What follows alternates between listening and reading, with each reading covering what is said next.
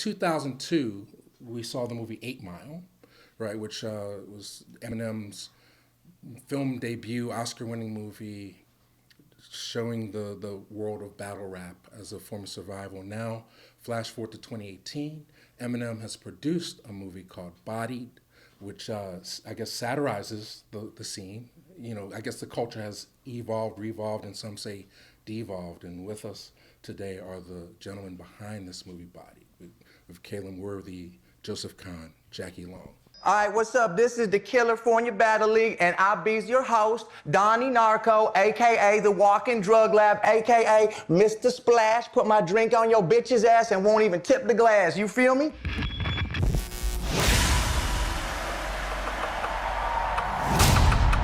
Battle rap is a street fight. You got someone right in your face trying to tear you apart. I don't know if I should slap you like a bitch or punch your face like a man. Cause I keep switching from open palm to a fist like a white boy shaking your hand. What was the impetus of making this film? How did you guys get involved with it? I've always had an interest in battle rap, but I didn't really know what I was going to say with it. And I've been thinking about it for years until the world moved on to where it is now. And today is a very specific type of world where people are offended by everything. People are very political, and people are essentially shouting at each other. Essentially, the world is battle rapping. So, what better way to present the world that is actively battle rapping than a battle rap film? Bitch! Hip-hop has been for minorities. It's never been for you geeky asses. Matter of fact, what are these, your little fucking reading glasses you need for your English classes? Man, give me that shit. Man, I'll stomp these into pieces and fragments, and now you can keep them. He can have this. Now you get to complete your dream of being this genius math whiz, because everything you see is in fractions. As we record this, we're like a couple days away from the whole Megyn Kelly thing, you know, where I guess we can argue free speech versus politically correctness. I guess it's safe to say battle rap is one of the few art forms where you can literally say whatever you want. That was one of the reasons I wanted to make it, because in a world today where we're quite sensitive about everything, for good reasons, obviously. Battle rap doesn't care. Battle rap, you're there to kill the other opponent, and you're there to debate. And in a world where essentially we try to shut each other down now, like today we're so politicized that the agenda now is just shut up, you know, and you stay over there and I stay in my lane. Battle rap makes you actually come together, debate, and actually sometimes pick a winner, which is very unusual. Right. Well, Calum, your character is Adam, and he's the prototypical white guy in the movie. Like, we have to see these movies through a certain lens, but then your character evolves. I mean, what attracted you to the role, and how, beyond the plot premises, what are some of the nuances that you bring, that you felt you wanted to bring to this character?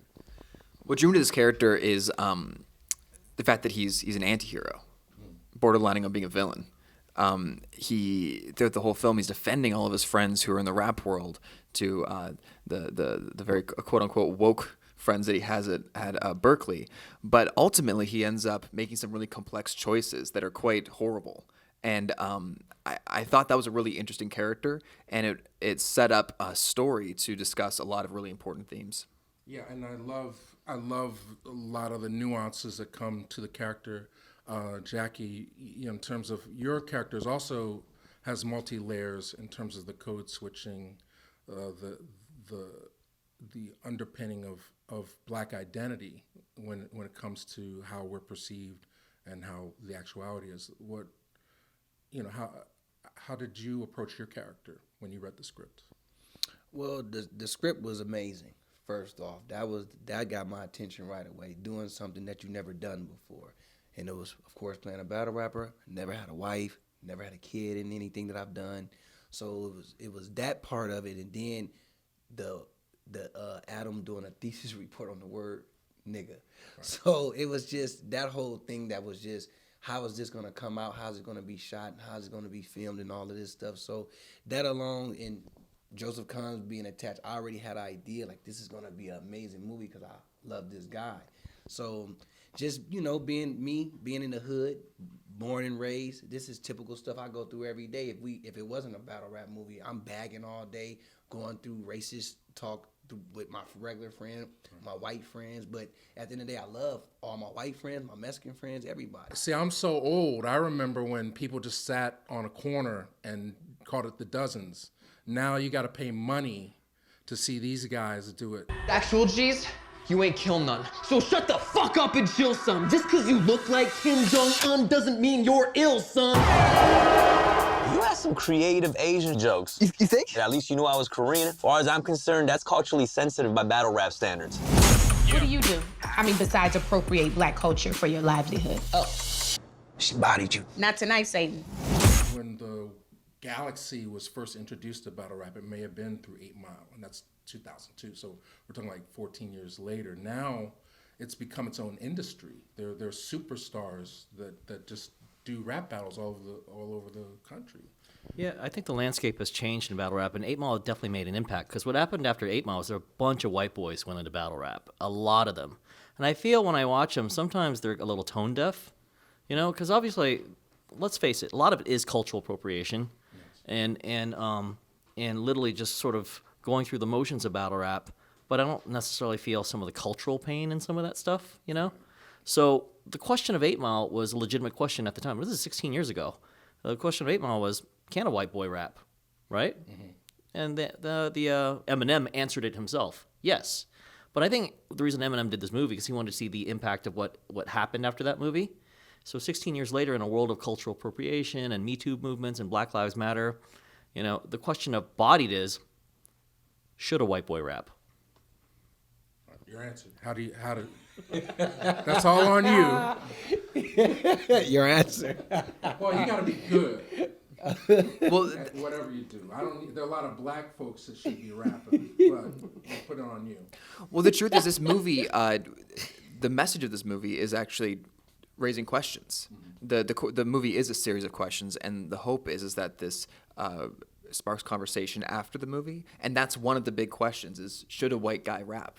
And that's what I really want audiences to figure out for themselves and decide for themselves. Okay, but but in terms now we go deeper. So in terms of cultural appropriation, I mean, I also felt that some of the stories speaks to your sort of trajectory in the entertainment world, the pop cultural landscape. You know, because you came from outside of rap culture to make a name for yourself, and it sort of catapulted you. You know, it's funny. I've always felt like I'm in the intersection of American culture because not only am I outside rap culture, I'm outside white culture. I'm outside Latino culture. I'm outside the mechanisms of what the mainstream America has always been because I'm an Asian dude that moved here when I was 7 years old. So it also reflects in the work I've done because a lot of people are always amazed at like how I've done pop videos, country videos, rap videos, rock videos, whatever and stuff like that. I've always been kind of like fortunate to work in each genre, but be an outsider, so I'm always sort of analyzing it from the outside in, and I'm not one of those guys that are inside out. And I even feel like no matter what I do, Body is an example of it.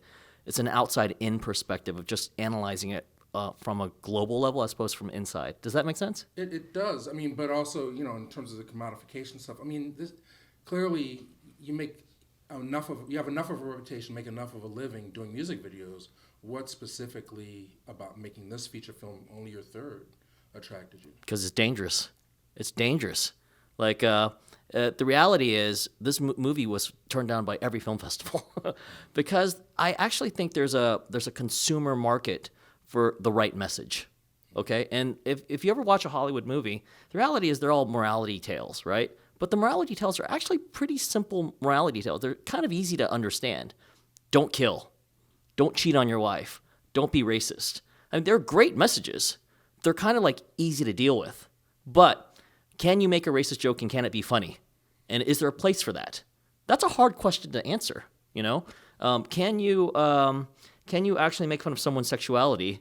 And if the other person says it's funny and gives you a pass, is that still okay?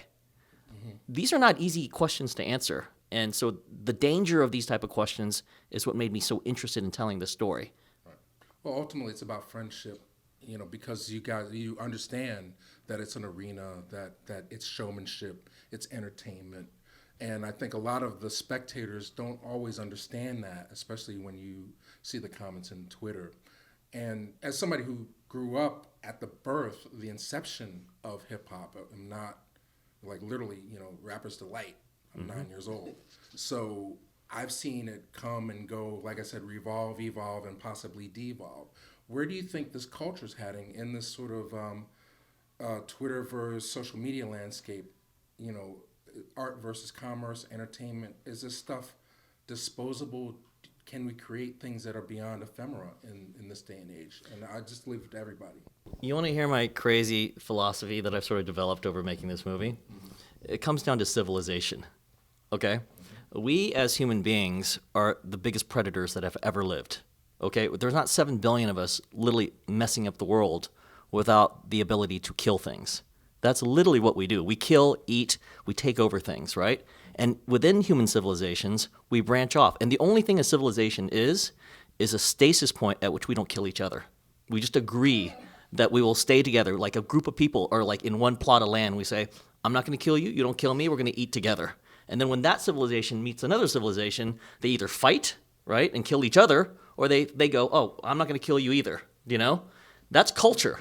Culture is literally people not killing each other, So the interchange of ideas and differences, to do that peacefully, is the essence of culture and civilization. It will always evolve, but we have to get to a point where we don't kill each other. Now, we're not very good at that, So battle rap, to me, the verbalization of differences, the confrontation of people somehow finding a way to laugh at each other's jokes, that to me is a very primal essence of civilization. To be able to look at someone else's differences, make fun of it, and yet we're still getting along, that's civilized. What's not civilized is two people not talking about it, thinking all those terrible thoughts, and eventually it's going to blow up and kill each other. I don't know where we're going, to be honest with you. We really are in an interesting place. But what I hope, though, is that our fear of, like this, for this movie, for instance, it's a really risky move for a studio to greenlight this based off the script. To pick it up afterwards and see that audiences react well to it makes sense. But to make this movie and actually fund it based on the script, a lot of studios would be scared to make this movie. I hope that fear doesn't stop great stories being told, because I think it's important for us to ask really hard questions.